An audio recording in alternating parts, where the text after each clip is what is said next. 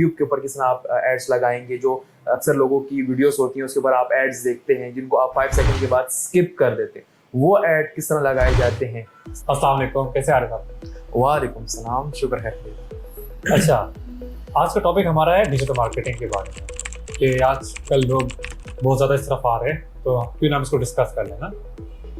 Digital marketing पहले तो बताइए होता क्या है, कौन कौन लोग करते हैं और इसका स्कोप क्या है डिजिटल मार्केटिंग का। डिजिटल मार्केटिंग बेसिकली ये है कि अगर आप फॉर एग्जांपल बिजनेसमैन हैं और आप कोई भी एक बिजनेस चला रहे हैं और उसके लिए आप चाहते हैं कि आपकी कोई भी प्रोडक्ट है, कोई भी सर्विस है और आप वो ऑनलाइन सेल आउट करना चाह रहे हैं, तो डिजिटल मार्केटिंग कोर्स करने के बाद आप सोशल मीडिया के ऊपर जितने भी प्लेटफॉर्म्स हैं, ये जितनी भी सोशल मीडिया की साइट्स हैं, इसके ऊपर आप एड्स लगाना सीख जाते हैं। तो उसके बिहाफ पर आप अपना इश्तिहार, अपना जो भी सर्विस है या आपकी जो भी प्रोडक्ट है, आप वो इजीली सेल आउट कर सकते हैं। डिजिटल मार्केटिंग का स्कोप ये है कि आज से पहले एक वक्त था कि लोग अपना इश्तिहार लगाते थे साइन बोर्ड्स पे, वॉल चाकिंग करते थे। तो वक्त बदलने के बाद सब कुछ डिजिटलाइज हो चुका है। हर एक बंदा घर में बैठे हुए मोबाइल फ़ोन का यूज़र है, इंटरनेट का यूज़र है, वो फेसबुक की ऐप यूज़ कर रहा है या इंस्टा या यूट्यूब या गूगल कोई भी प्लेटफॉर्म यूज़ कर रहा है। तो वहाँ पर हम अपने इश्तिहार लगाते हैं और वहाँ अपनी सर्विस या प्रोडक्ट वहाँ तक पहुँचाई जाती है। अच्छा, आपने जो बताया ये तो ट्रेडिशनल मार्केटिंग में यही होता था, लोगों तक अपना पैगाम पहुंचाना था, अपने प्रोडक्ट की मतलब एडवर्टाइजमेंट करनी होती थी। तो ट्रेडिशनल मार्केटिंग और डिजिटल मार्केटिंग में फ़र्क क्या है फिर एग्जैक्टली? देखिए, इस तरह है कि ट्रेडिशनल मार्केटिंग में आप फॉर एग्जांपल आप एक ब्रांड है, आप शूज़ सेल आउट कर रहे हैं, ठीक है। तो आपने एक ट्रेडिशनल मार्केटिंग में एक साइन बोर्ड आपने परचेज किया XYZ लोकेशन पे और आप अपनी जब वो प्रोडक्ट सेल आउट कर रहे हैं तो ज़रूरी नहीं है कि उधर से जो ट्रैफिक गुजर रही है उसमें से हर एक बंदे की वो चीज़ जो प्रोडक्ट आपकी है वो उसको मीट हो। डिजिटल मार्केटिंग में क्या फ़र्क है जो इस चीज़ को चेंज कर रही है, उसमें हम एक इंटरेस्ट सेलेक्ट कर सकते हैं कि अगले क्लाइंट को ऐसे कौन से लोग हैं जिन्होंने शूज़ परचेज करना है, तो हम डायरेक्ट उनको टारगेट करके अपनी प्रोडक्ट वहां तक पहुंचा सकते हैं उन लोगों तक।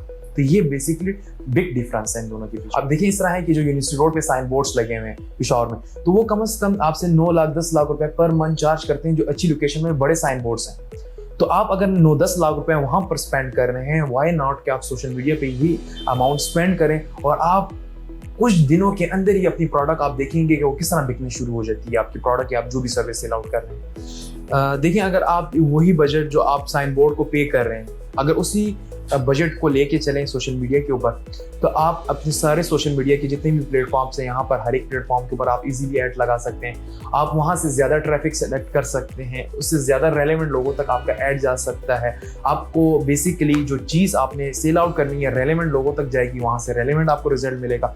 तो बेसिकली यही फ़ायदा है डिजिटल मार्केटिंग में। अच्छा, इसका थोड़ा सा स्ट्रक्चर बताएं, इसके चार्जेस कैसे चार्ज होते हैं, मतलब कितने इसके चार्जेस होते हैं, पर मंथ होता है, पर ऐड होता है, क्या तरीकेकार होता है? सोशल मीडिया के ऊपर अगर हम अमाउंट स्पेंड कर रहे हैं तो बेसिकली जब हम गूगल एड्स के ऊपर जाते हैं तो वहाँ पर हमें वो अमाउंट बताता है कि आपने कितनी अमाउंट स्पेंड करनी है। तो साथ में वो आपको एस्टिमेट भी प्रोवाइड कर रहा होता है कि ये अगर आप अमाउंट स्पेंड कर रहे हैं तो इतने लोगों तक आपका रीच जाएगी। उसमें होती है कि इतने लोगों तक आपका ऐड जाएगा, उतने इंप्रेशन आएंगे, ठीक है। तो उसमें हमारे फिर इंप्रेशन जितने ज़्यादा हम ज़्यादा करना चाहते हैं उतनी ज़्यादा हम अमाउंट भी स्पेंड करते रहेंगे। क्या ये पर मंथ होता है या पर ऐड होता है?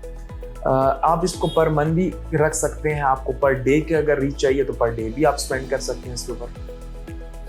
अच्छा, चलिए, आपने बता दिया कि मतलब अमाउंट इस तरह होता है, इसकी रेंज क्या होती है? क्या आप रेंज ही सेलेक्ट कर सकते हैं, मतलब with in the country, with in the city या विद इन द एरिया आप करना चाहें, या फिर इंटरनेशनली तौर पे आप किसी कंट्री को सेलेक्ट करें, किसी स्पेसिफिक कस्टमर को सेलेक्ट करें, किसी स्पेसिफिक मैं समझ गया, मैं आपको बता देता हूँ। देखिए, इसमें यह है कि आप के पास लोकेशन का ऑप्शन आ जाता है कि आप कौन सी लोकेशन सेलेक्ट करना चाहते हैं।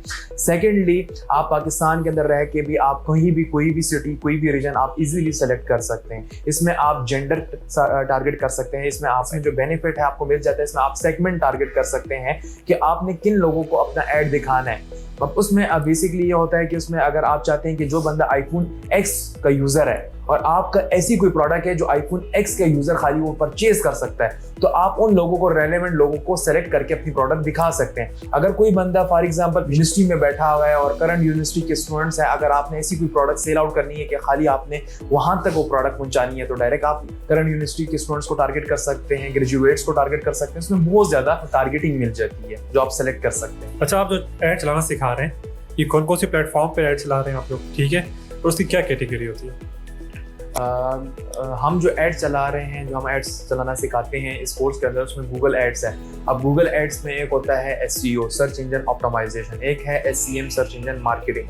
तो इसमें गूगल में रोजाना हर कीवर्ड के ऊपर अपनी बिडिंग लगाई जाती है कि अगर फॉर एग्जांपल आप चाहते हैं कि आप कोई भी अपनी सर्विस या कोई भी प्रोडक्ट सेल आउट कर रहे हैं और वो गूगल के ऊपर, सर्च इंजन के ऊपर टॉप पे रैंक करे, तो उसकी बिडिंग लगाई जाती है। हर दिन की अपनी बजट होता है, अपनी एक बिड होता है, तो वो हम पे करके अपना ऐड हम गूगल के ऊपर टॉप पे ला सकते हैं, ठीक है। इसके अलावा इसमें डिस्प्ले एड्स होते हैं कि आप किसी भी वेबसाइट के ऊपर, किसी भी ऐप के ऊपर, आप अक्सर OLX की ऐप यूज़ कर रहे हैं, आप जो है जमशेद की वेबसाइट यूज़ कर रहे हैं, एयरवाई न्यूज़, टेन स्पोर्ट्स, ये जितनी भी वेबसाइट्स हैं, जितनी भी ऐप्स हैं, उनके ऊपर हम डिस्प्ले एड्स लगाना सिखाते हैं कि जो पॉपअप एड्स उनको कहा जाता है या डिस्प्ले एड्स कहा जाता है, वो आप किस तरह लगाएंगे। यूट्यूब के ऊपर किस तरह आप एड्स लगाएंगे, जो अक्सर लोगों की वीडियोस होती हैं उसके ऊपर आप एड्स देखते हैं जिनको आप 5 सेकंड के बाद स्किप कर देते हैं, वो ऐड किस तरह लगाए जाते हैं।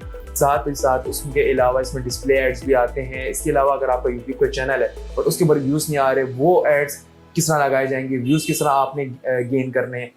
इसके अलावा फेसबुक के ऊपर लीड्स के एड्स अलग हैं, इंगेजमेंट के अलग एड्स होते हैं, साथ ही साथ ट्रैफिक के लिए अलग एड्स हैं, सेल के लिए अलग एड्स हैं। तो इसमें काफ़ी ज़्यादा वेराइटीज़ होती हैं इस एड्स के अंदर जो हम फिर आपको सिखाते हैं। अच्छा, ये तो हो गया ऐड लगाना। हम जो ऐड बनाते हैं उसमें ग्राफिक, उसकी डिज़ाइनिंग कितना मैटर करती है? बहुत ज़्यादा मैटर की जाती है, क्योंकि अगर आपका ऐड अच्छा नहीं बना हुआ तो उसका CTR, क्लिक थ्रू रेट जो होता है वो कम हो जाता है। फिर गूगल भी वो ऐड आपका किसी और अपने क्लाइंटिश को नहीं दिखाता, क्योंकि गूगल जो है वो क्लाइंट फ्रेंडली है।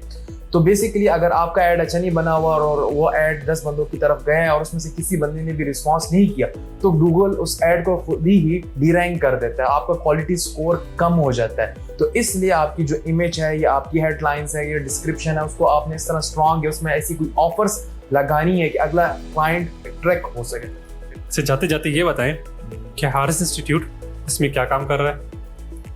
देखिए, इस तरह है कि जब लड़के इधर आते हैं, एडमिशन करते हैं, तो at the end of course वो इतने एलिजिबल होते हैं कि उनको हमने प्रैक्टिकली प्लेटफॉर्म्स दिए होते हैं सोशल मीडिया के, जिनके ऊपर उनका अकाउंट बना के दिया होता है और उनके कुछ एड्स हम एक्टिव करा देते हैं कि उनको पता हो कि अगर वो यहाँ से गए हैं और उनका कोई भी बिजनेस है तो वो किस तरह उन बिजनेस को प्रमोट कर सकेंगे। अगर उनके पास कोई भी बिजनेस नहीं है, अगर वो एज अ फ्रीलांसर इस फील्ड से पैसा अर्न करना चाहते हैं, स्किल से अर्न करना चाहते हैं, तो उनको अकाउंट बना के क्लाइंट हंटिंग की तरफ लेके जाते हैं और क्लाइंट हंट होने के बाद फिर उनके लिए वो सर्विसेज प्रोवाइड करते हैं जिनसे उनको अर्निंग हो सके। थैंक यू सो मच आपका टाइम देने के लिए।